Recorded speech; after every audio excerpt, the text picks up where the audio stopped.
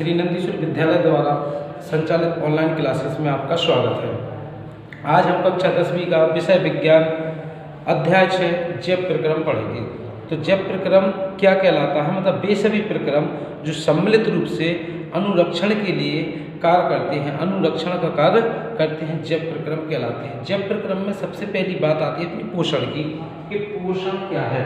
तो पोषण ये है कि हमारे लिए भोजन से सभी चीज़ें प्राप्त होती हैं, मतलब वृद्धि के लिए हमारे लिए प्रोटीन संश्लेषित होती है, सभी भोजन से प्राप्त होती है। यही हमारे लिए जो इनसे जो कुछ भी हमें ऊर्जा के लिए प्राप्त हो रहा है, वही सब हमारा पोषण है। अब इस पोषण की बात करते हैं तो पोषण 2 प्रकार का होता है। सबसे पहले पोषण में बात करते हैं स्वपोषी पोषण और विषमपोषी पोषण। तो स्वपोषी पोषण किसे कहते हैं, तो ध्यान देने योग्य पहला एक क्वेश्चन बनता है कि स्वपोषी पोषण किसे कहते हैं। तो स्वपोषी पोषण में जो जीव होते हैं वो बाहर से कार्बन डाइऑक्साइड ग्रहण करके तथा जमीन से जल को ग्रहण करके और अपने भोजन बनाते हैं। जैसे पेड़ पौधे अपना भोजन स्वयं बनाते हैं, इसको ही अपन स्वपोषी पोषण कहते हैं। और विषमपोषी पोषण उसे कहते हैं जो दूसरों पर आश्रित रहते हैं, उसे विषमपोषी पोषण कहते हैं। अर्थात अपन बोल सकते हैं कि जो स्वयं पोषी पर निर्धारित होते हैं वो विषमपोषी पोषण कहलाता है। तो स्वपोषी पोषण में सबसे पहले अपन बात करते हैं अच्छे से डेफिनेशन के आधार पे कि मतलब स्वपोषी पोषण में जीव बाहर से कार्बन डाइऑक्साइड को ग्रहण करके तथा मृदा से जल ग्रहण करके क्लोरोफिल की उपस्थिति में क्लोरोफिल के द्वारा सूर्य के प्रकाश की उपस्थिति में अपना भोजन स्वयं बनाते हैं। क्या कहलाते हैं, स्वपोषी पोषण कहलाता है। तो पेड़ पौधे अपना भोजन स्वयं बनाते हैं, इसलिए स्वपोषी जीव कहलाते हैं। जबकि विषमपोषी पोषण में जीव प्रत्यक्ष रूप से या अप्रत्यक्ष रूप से, मतलब विषमपोषी पोषण में जीव प्रत्यक्ष या अप्रत्यक्ष रूप से स्वपोषी जीवों द्वारा निर्मित ही भोजन को ग्रहण करते हैं, उसे कहते हैं विषमपोषी पोषण। तो अपन सबसे पहले बात कुछ जानकारियों की कर लें। इस पार्ट में आपके में एक क्वेश्चन आंसर दिए प्रश्न के, तो उन क्वेश्चनों के आंसर देना हूँ। सबसे पहला जो आपका क्वेश्चन लिखा है उस बुक में देख लेना आप कि हमारे जैसे बहुकोषीय जीवों में ऑक्सीजन की आवश्यकता की पूर्ति में विसरण क्यों अपर्याप्त होता है। सिंपल सी बात है, हम लोग विसरण के बारे में पिछली कक्षाओं में पढ़ चुके हैं कि विसरण फैलने की क्रिया के द्वारा होता है। मतलब जो छोटे छोटे जीव होते हैं जैसे जिनमें श्वसन नाल नहीं होता, श्वसन नाल, ये जो श्वसन के द्वारा नाक नहीं होती, तो वो अपना लिए ऑक्सीजन कहाँ से ग्रहण करते हैं। तो जैसे अपन बात करें केंचुआ, ये अपना जो श्वसन करता है अपनी त्वचा के द्वारा करता है। जैसे मछलियाँ हैं तो वो अपने गलफड़ों के द्वारा करती हैं, इंसान है तो अपनी श्वास नाल के द्वारा करता है। तो ये जो श्वास नाल नहीं तो वो कैसे, तो जी लोग जैसे बहुकोषीय जीवों में बहुत से ऐसे जीव हैं बहुकोषीय जिनमें ऑक्सीजन की आपूर्ति यानी कि पूर्ति करने के लिए विसरण अपर्याप्त हो, क्योंकि विसरण के द्वारा वो ऑक्सीजन क्यों ग्रहण नहीं कर सकता। अगर इंसान का नाक मुंह बंद कर दिया जाए तो वो क्या सांस ले सकता था, जिसे जानवर ले सकते हैं, नहीं ले सकते। कुछ जीव ले सकते हैं लेकिन इंसान नहीं ले सकता। क्यों? क्योंकि हमारे जैसे बहुकोषीय जीवों में ऑक्सीजन की जो शरीर के सभी भागों में आवश्यकता होती है। हमारे जैसे जो बहुकोषीय जीव हैं उनके लिए ऑक्सीजन की शरीर के विभिन्न भागों में आवश्यकता होती है। तो इन जीवों की जितनी भी सभी कोशिकाएं हैं अपने आसपास के वातावरण के संपर्क में नहीं रहती। जब वातावरण के संपर्क में सभी कोशिकाएं नहीं रहती हैं तो विसरण के द्वारा सभी कोशिकाओं में ऑक्सीजन की आवश्यकता की पूर्ति नहीं हो सकती। इसलिए बहुकोषीय जीव कभी भी विसरण के द्वारा श्वसन यानी कि सांस नहीं ले सकते, सांस ग्रहण नहीं कर सकते। जबकि जीव तो कर सकते हैं, क्योंकि उनकी आपूर्ति के लिए मात्र केवल थोड़ी सी ऑक्सीजन की आवश्यकता होती है। जबकि दूसरा क्वेश्चन आपकी बुक में दिया है कि कोई वस्तु सजीव है और इसका निर्धारण करने के लिए हम किस मापदंड का उपयोग करेंगे। तो हम अदृश्य आणविक गतियों का उपयोग करते हैं। जल जैसे अदृश्य आणविक गतियों में जीवन की सूचक मापदंड इकाइयाँ होती हैं, मतलब जिनके लिए इंसान चल फिर रहा है तो अपन पता चल जाएगा इस सजीव है, कोई चल फिर नहीं रहा मतलब निर्जीव है, ऐसा। तीसरा क्वेश्चन, किसी जीव द्वारा किन कच्ची सामग्रियों का उपयोग किया जाता है?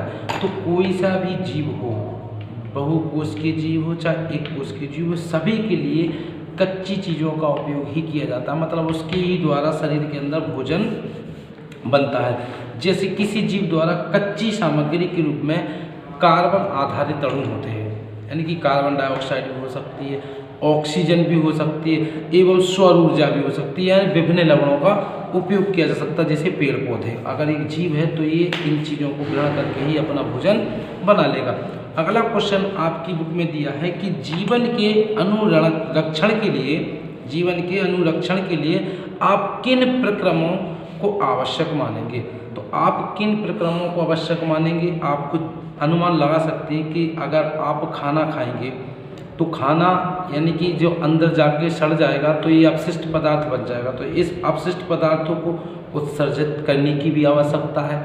अगर जीना है तो सांस लेना पड़ेगी, यानी कि ऑक्सीजन की भी आवश्यकता है, और अगर ऑक्सीजन ले ली तो उसको छोड़ना भी जरूरी है।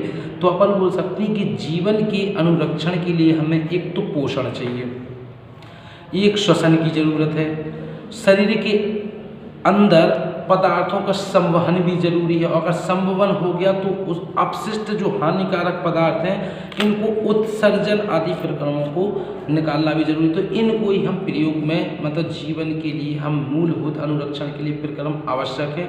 एक तो पोषण, दूसरा श्वसन, तीसरा शरीर के अंदर पदार्थों का संवहन, और फिर अपशिष्ट पदार्थों को शरीर से बाहर निकालने के लिए उत्सर्जन। ये अपने क्वेश्चन हो गए थे। फिर इसके बाद आते हैं कि मनुष्य में पोषण किस प्रकार होता है।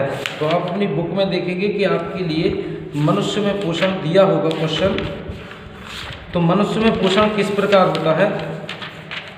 तो मनुष्य में पोषण जब भोजन करता है तो मुंह से खाना लेता है, तो मुंह से खाना लेने के बाद ये सबसे पहले मुंह भूखा में जाता है। तो मुंह में जाने के लिए सबसे पहले उसको क्या मिलेगा?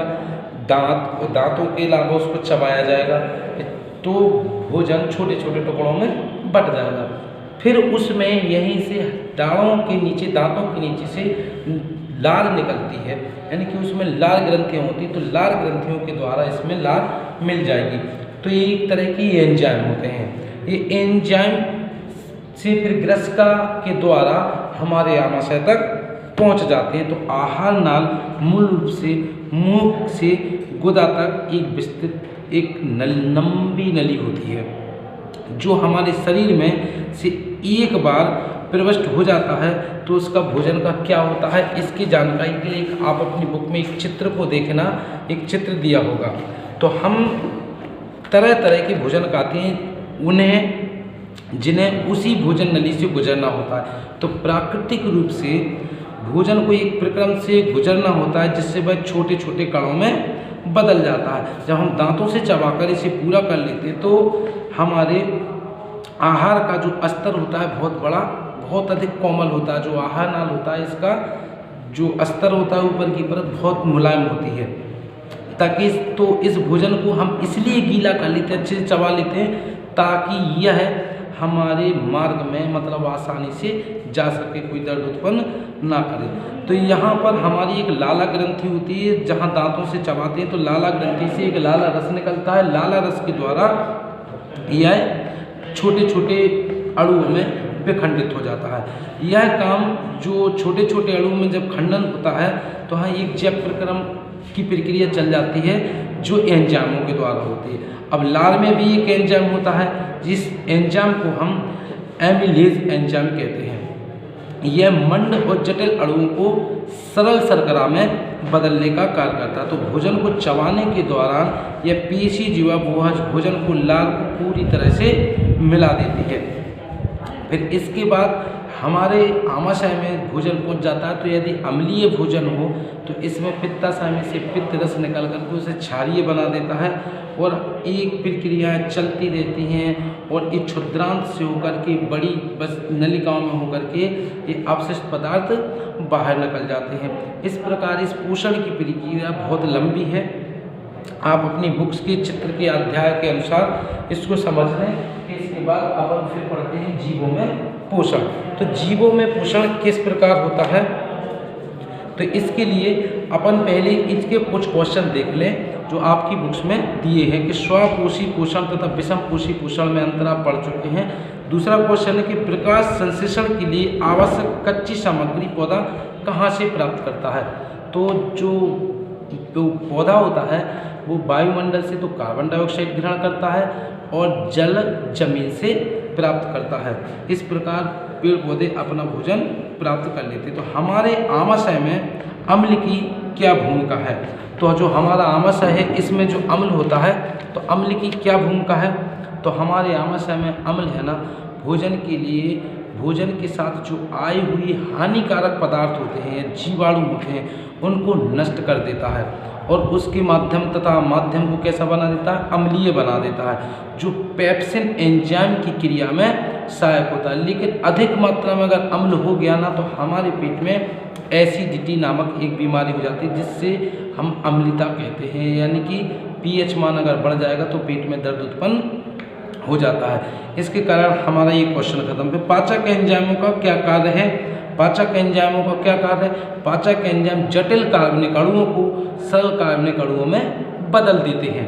फिर इसके बाद पचे हुए भोजन का अवशोषित करने के लिए क्षुद्रांत को कैसे अधिकल्पित किया जाता है। इसके लिए हमारे जो क्वेश्चन है इसके लिए आप बाद में क्लियर कर लेना क्योंकि बहुत बड़ा है। इसके बाद आप जो नोट्स हैं उनको तैयार कर दीजिए क्योंकि हम आपको केवल बुक्स के क्वेश्चन जितने दिए सभी क्वेश्चनों का सॉल्यूशन ही देंगे। और आपके लिए किसी भी समस्या का समाधान करना है तो आप विद्यालय आकर अपने संबंधित शिक्षक से संपर्क कर लें। Thank you.